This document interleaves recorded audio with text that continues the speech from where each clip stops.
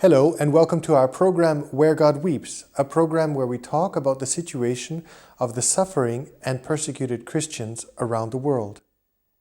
Today we're going to be talking about the Holy Land, a land often called the Fifth Gospel, and yet a place where Christianity has declined from 75% to about 25% in the last 60 years.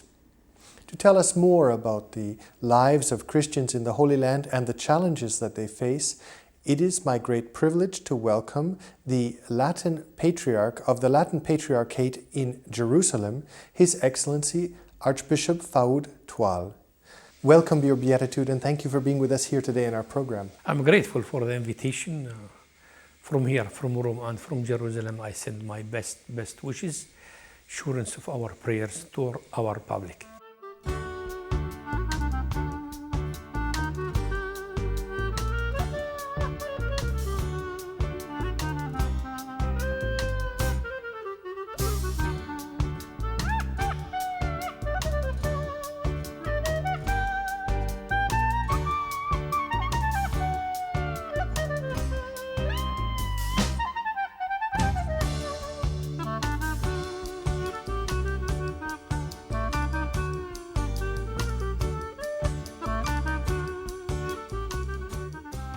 Your Beatitude, you were ordained a priest at the age of 26. Did you always have a desire to be a priest? Well, the fact that I had in my parish, we had a very good parish priest called Father George.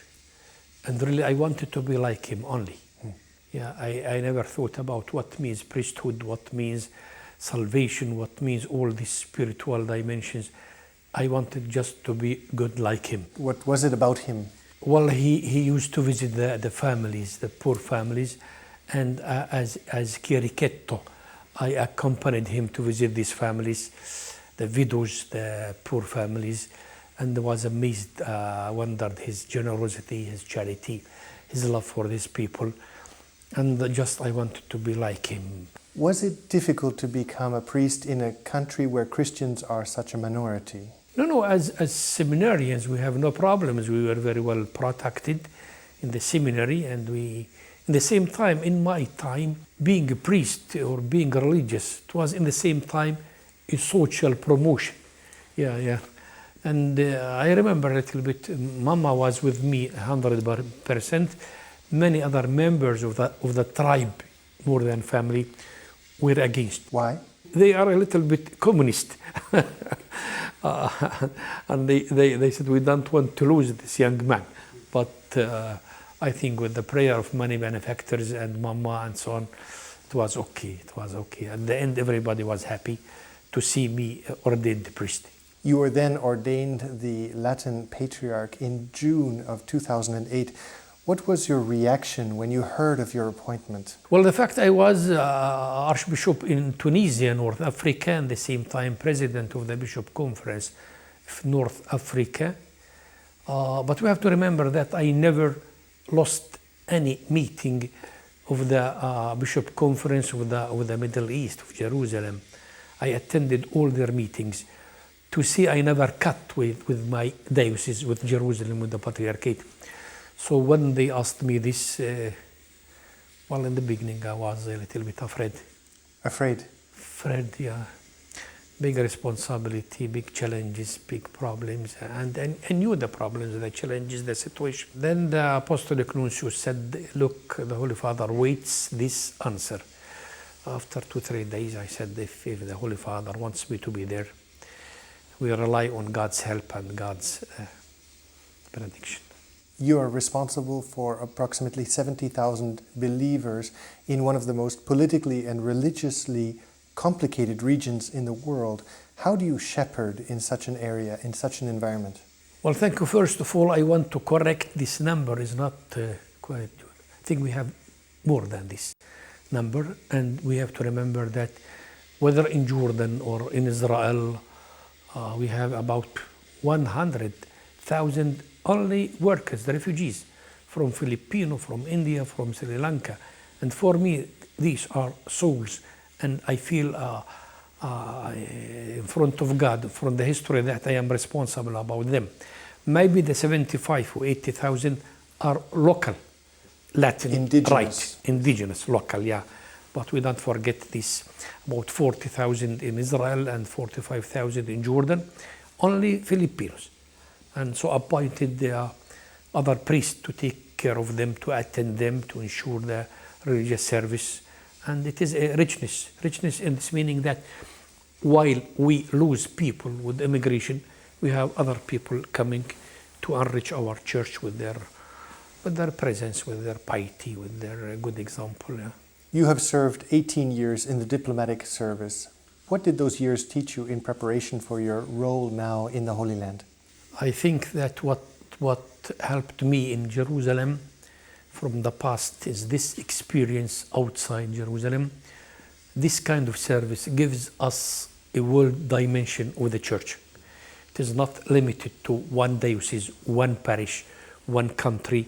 So we have to have this dimension, the service of the world church, the Catholic Church in the world. And in fact, I started with Central America some years, then to Africa, then to Germany, then again to Latin America, then to Tunis, before I come back to the Latin Patriarch. I think that the good quality that I could obtain from this experience, this dimension of the church, world dimension of the church, and in the same time, this unity, this communion in the church, despite the countries and the borders and the languages and the cultures and other things. This universal church. I want to come back to many of these topics that you've touched on. I want just to come back a little bit to the question of, you touched about the situation of the lives of the Christians presently, specifically the young people. Arab Christians are caught between the Muslim and the Jewish communities, almost between two chairs. How do they live, especially young people? How do they not see complete frustration and just a pure desire to leave the country? Maybe before we go to this answer, we have to remember that the Latin Patriarchate of Jerusalem covers 4 states, covers Jordan, Palestine, Israel, and Cyprus. And I think each country has its own specificity. By example, in Jordan, there is no the question of the Jews, dialogue between Muslims and Christians, and I think in Jordan, till now, thanks God, we have stability, political stability, psychological stability, family stability. And that's one reason why we have many vocations from Jordan. That's why 80% of our seminarians, they come from Jordan, thanks God. If we come to Palestine and Israel. It's the heart of the question, is the Palestinian question, because even now in the question now, the discussions in the Middle East, in discussing with many of the different bishops, they say the heart of the question is the Israeli-Palestinian question, right, and the Christians living there. Right. But remember that the Latin Patriarch covers all this. That's my diocese. I speak about my diocese. And many of my Palestinian people immigrated to Jordan. So the majority of the Christians in Amman are Palestinians. In Palestine, we have to distinguish between occupied territories and Israel alone. In Israel itself, we have 1.5 million Palestinians with Israeli passport. 1.5 million. And they are Arabs and Christians, and the majority are Muslims. In the occupied territories, we haven't always the courage to say territories occupied by Israel. We must say the word from whom they are occupied by Israel. And I can, from the beginning, tell that occupation is very bad. Bad for the Israeli people and bad for the Palestinian people. Occupation, any kind of occupation is bad. And when you think that since many years we are living in this situation of conflict, you can imagine our frustration. You can imagine how many young people with diploma, with culture, who finish their studies in Bethlehem University on our schools, when they cannot find any work, any job. The unique option that they have is to leave, to immigrate. So the problem that those who immigrate are the young people and the people with culture. So we stay with the others. So it's a brain drain. Right, absolutely right. What is the answer to the heart of this critical problem for the Arab Christians and to try and stem this Christian flight? For me, the solution is just peace. Peace. We need peace. If we have peace, they stay there, they can work, and we can have good dialogue with everybody. As long as there is no peace, okay, we are grateful for our benefactors. In fact, we receive many helps from all over the world. Thanks God, there is solidarity with us. I am grateful, even with our public. Everybody, there is a concern about us, about our Christians, about our holy places, holy land. Great. We receive many helps. We are grateful. But the help that we need more does not arrive. We need peace. We need peace. Barack Obama, for example, has now started a new round of talks between Israel and Palestine. Are you optimistic, or is this another round of talks that will lead? Really, according to the news that we read, I am not optimistic, I am not pessimist, I am realistic. Say many problems till now. We never lose hope. We go on praying for them, for the leaders in discussion, whether Israeli and Palestinians. We need leaders, courageous leaders, who has the courage to make courageous steps, even to give credibility and hope to the population. I can say that population is tired from many speeches and many promises and many international resolutions that they were never respected and so on. They are tired. I haven't the right to be tired. I haven't the right to be desperate. We must encourage them and go on praying for the leaders, for the situation, for the international community. I think after 62 years of conflict, these two parties, the Israeli, the Palestinians, alone, they will never reach any solution. There is no trust. There is not. That's why we need this third partner. In this case, it is the international community and America in a special way. And we are grateful for America, for all the people of goodwill, all the people who think about us and think about the peace. And everybody must remember that when we say peace, whether it is peace for everybody there, everybody, and Jews and Muslims and Christians, otherwise we go on in this cycle of violence. Peace is for everybody. And I don't think that with more walls and with more checkpoint, we can ensure our peace. Never. As a brief aside, you have a diplomatic passport which allows you to pass through the checkpoints. Yeah. Otherwise, you wouldn't be able to visit your faithful on the other side. Absolutely right. But we cannot give a diplomatic Vatican passport to every Christian person in the Holy Land. What is the key? Peace. What is peace? Peace. But how do we achieve this peace? What is it? It's easy. It is easy. It's easy just to remember three subjects: borders, the question of Jerusalem, the question of the refugees. Borders. Till now, Israel is the unique country in the world which has no borders. They can come and go on in Palestine, in where they want. There is no borders. We need international borders to know where we are. The second, it is easy. Even for the refugees, I don't think that all the Palestinian refugees will go back. Never.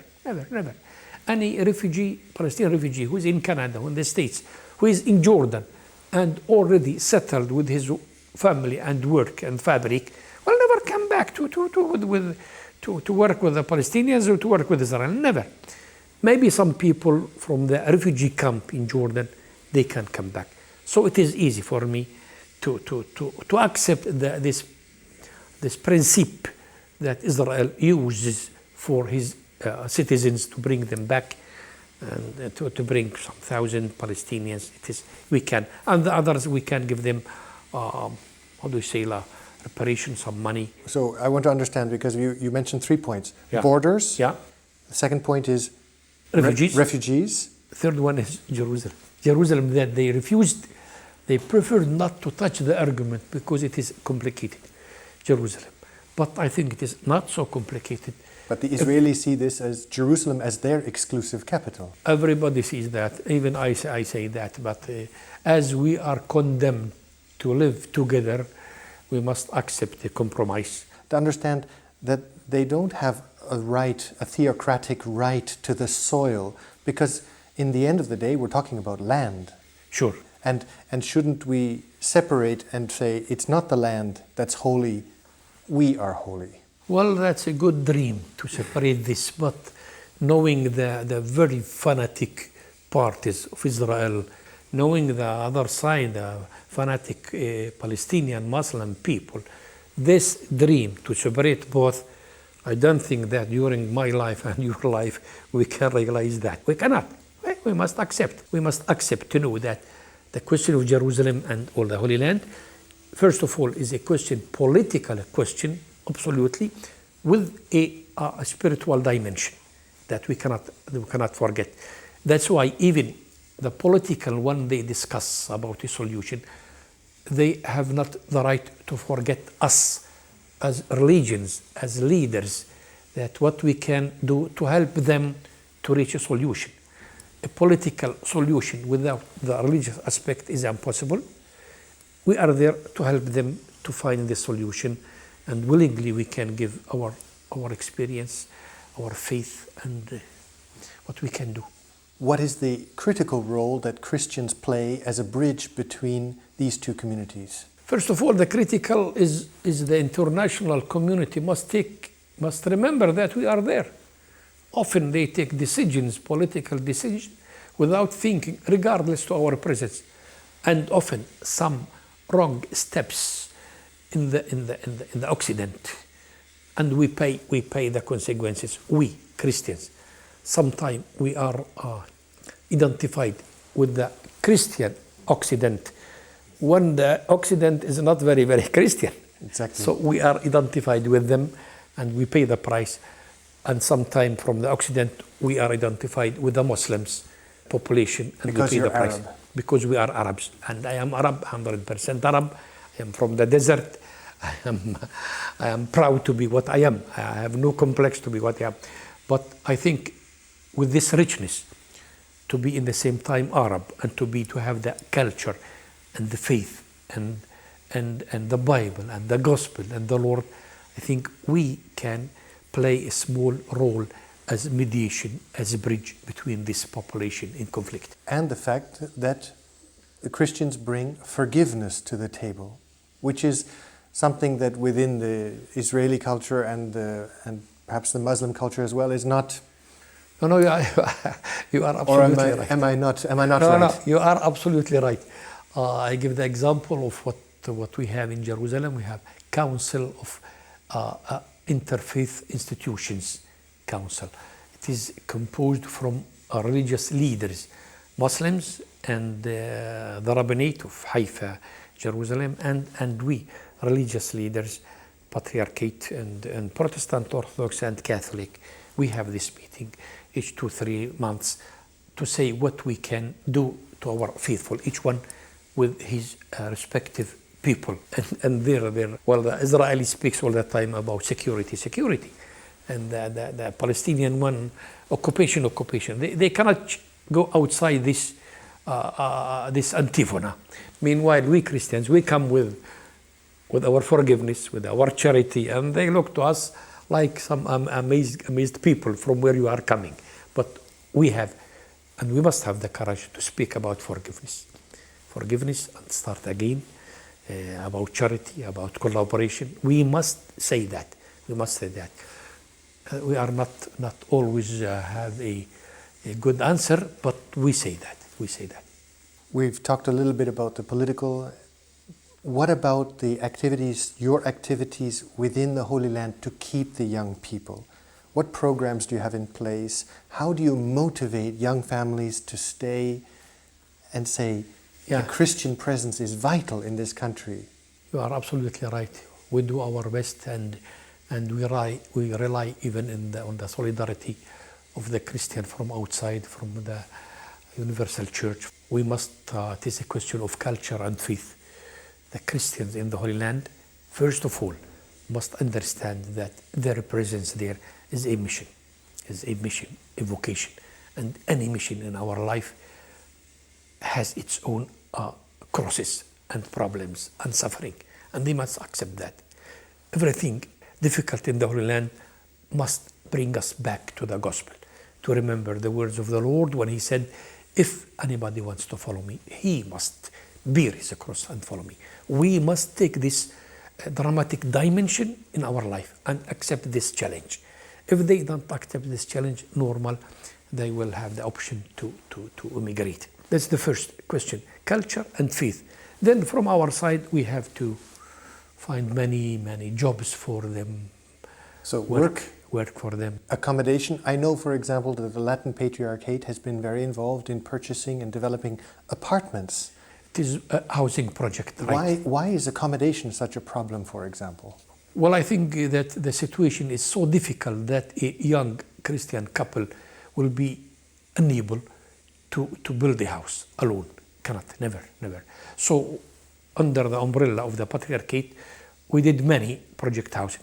The last one is about 80 apartments for young Christian couples. So, young Christian couples who have a house, a home, and work, we are sure that they will avoid immigration. They will stay. And we do our best to give them work, any kind of work, and house. And that's why I make a call, an appeal to our Christians from outside to help us in this project, housing project for young Christian couples. Schools? Schools, that's our how do you say, card. That's our strong. That's your strong card. Strong card. We have, as Catholic Church, we have about 116 schools with 65,000 students. Latin Patriarchate, we have 44 schools.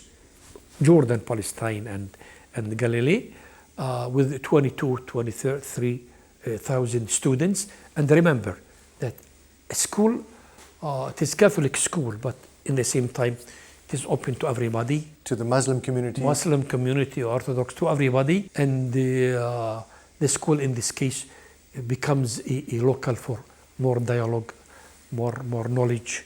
And through the children, we are in good contact with the families, their families, Papa, Mama, the Muslim people, the Muslim families. And in the same time, with the authorities. Remember that we are 2%, and we have this huge mass of young people, young girls, and families, 2%. And we give the impression that we are 20-30%, and we are proud of that. But we need the schools, this education. Education is fundamental to give this openness, to give this culture of peace, this culture to understand the other, to accept the other, even if he doesn't share your belief or your credo. So you're hopeful, you're optimistic. I'm optimistic. I haven't the right to lose hope. And we must communicate our hope to the others. We must communicate, give them courage to stay, to pray, to hope. And we wait. What we can do. I often give the example of the Lord who wept in Jerusalem, couldn't gather all these children in Jerusalem.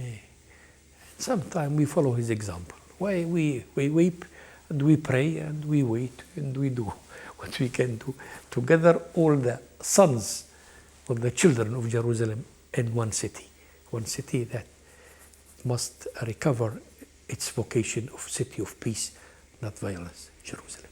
Your Beatitude, thank you very much for having been with us today on our program.